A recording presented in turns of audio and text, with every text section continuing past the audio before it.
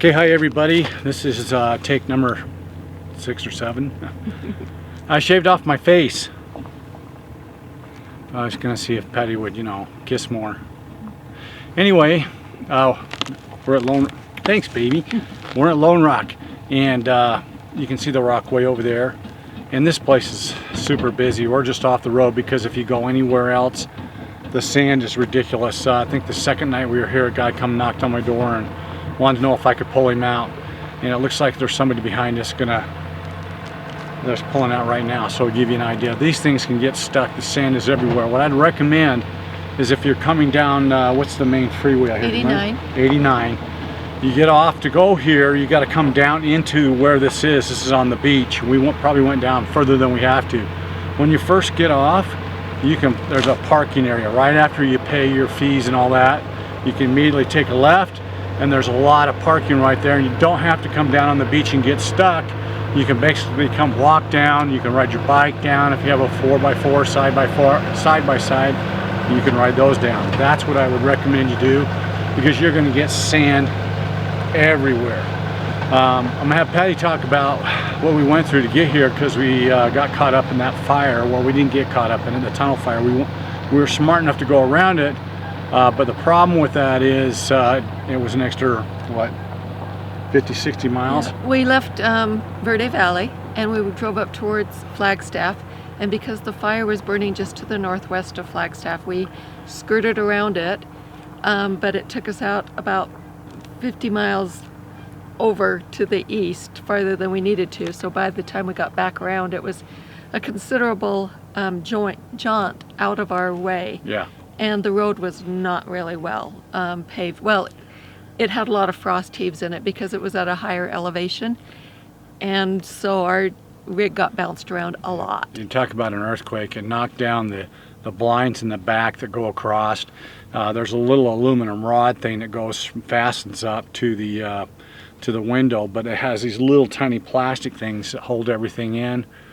Come on, Keystone. Yeah, they didn't hold up. They didn't hold up. So we've got a makeshift curtain in there. We'll figure out what we're going to do, but you definitely want to keep the sun out, especially here. It's really bright and sunny. Mm-hmm. The first couple of days we were here, it was cold. It was like got up to maybe, I don't know, 64, 65, mm-hmm. and now it's going to burst up probably to the mid to upper 80s today. Mm-hmm. So which is good because you're on the beach. The other thing is I wanted to mention StarLink here is amazing. We have our best speeds we've gotten so far out here, but I think it's what we've suspected all along, that the more rural your area that you're in, the better it works, because there's not a lot of other radio signals or whatever interfering with it. Now I'm not an expert, I'm just a spurt, but that's what we're finding. So what we want you to do is, if you're new to our channel, like, subscribe, tell your friends about us, but most importantly in the comments, tell us how we're doing.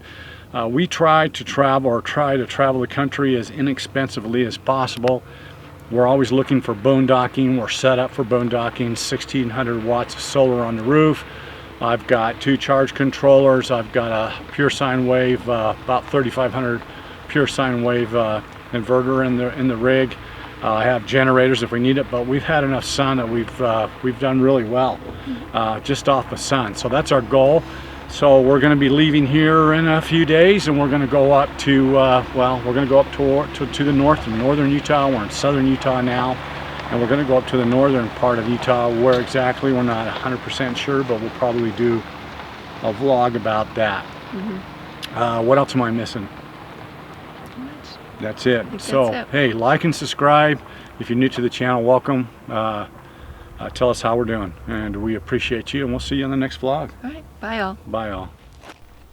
Okay, we came in from the north, down or up 89 up towards Utah, and you can see right there is the border of Utah and Arizona, and this is where the camp post is, in that little circle right there as you come down towards the beach. And if there's no one there, this is where you pay. You gotta pay your fees, guys. $14 a night, $7 if you've got a senior pass, or I think there's some other passes that will apply. This is where the camp post is. That ring right there is a really good place to park to keep you out of the sand. You're going to get sand in everything. You're going to get stuck in sand if you don't know what you're doing. And I would suggest you park there and then walk down to this area. So this is the area, excuse me. And there's a few RVs there when I filmed this, but there's a bunch more. People have kind of got it, if you know what I mean, and they're parked in that area. And there's water up there. There's potable water. There's a dump. That right maroon rig there, I believe, is the camp host. And there's trash bins.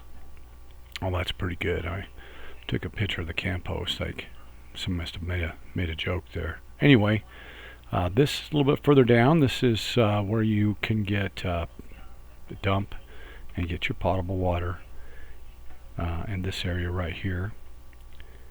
And just another sign there of the dump station, which is really important. But there is potable water here as well.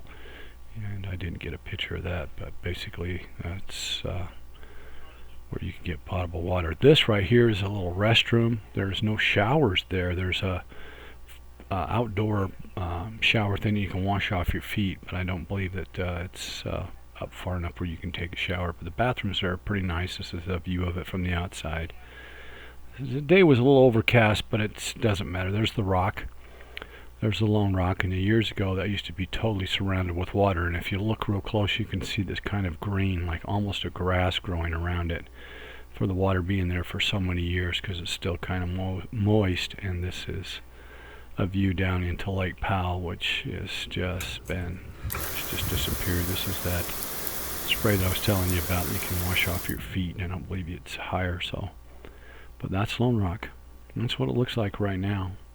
And that used to be totally surrounded by water, where you could go out on a paddleboard and to the middle and touch that rock. And there's still people camped down there. If you know what you're doing, you can get even closer and camp down there. But man, I have seen dozens already get caught in the sand. So you got to really watch what you're doing. Again, I'd recommend you camp up towards the camp host there, especially if you got a big rig like us. And this sign was there. I didn't see anybody stopping anybody inspecting any watercraft. It's just another view of the Lone Rock. It's just a gorgeous place and wide open and fast. You can they probably tell you that thousands, millions of years ago this was all one big lake, or the sea. The ocean was in here. And those cones are there to try to protect you from this. This is actually embedded into the ground. I believe that's a pad for an RV, and it's just so many people and so much wind and sand has blown over that it's embedded in the ground. And they have these bathrooms,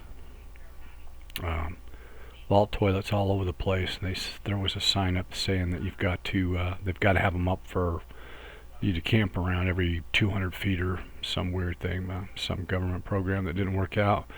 And this is kind of like a little storage locker inside those toilets. So I guess they keep the extra toilet paper in there so the guy don't have to carry it in. And this is true. Deep sand on the beach. Travel at your own risk. I don't know why everybody wants to take their rig and go plow route down there on the beach when there's no water there now, and they drive all the way down and get stuck. It's the most crazy, weird thing I've ever seen. And this is where they want you to camp, but around these vault toilets, and nobody camps around them. Again, another great government program idea.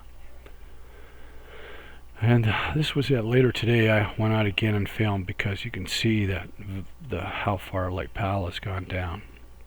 And if you're coming up 89, you gotta see this. This is a once in a lifetime thing. If you haven't seen Horseshoe Bend, this is before you get to the dam. This is in Page, just outside Page, Arizona.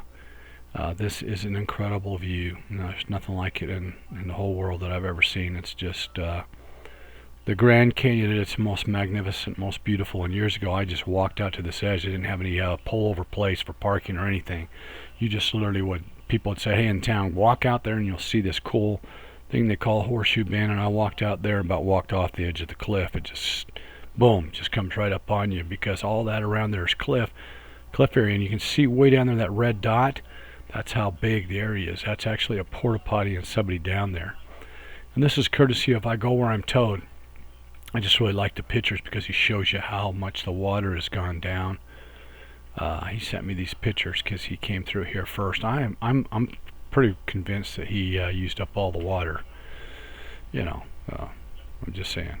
So that's what it looks like. Now there's a place once you get across the dam there that you can park if you're really tired. You don't want to make it all the way. It's Beehive Campground. They will charge you. There's no rigs there with this picture, but there are a bunch there. And guys, that's going to wrap this up. It's just when the water comes back, it's going to be a great place to go paddle boarding, to stay. And this is the rig and us, and I just want to thank you for watching, and we'll catch you on the next vlog. Riders on the storm. Riders on the storm.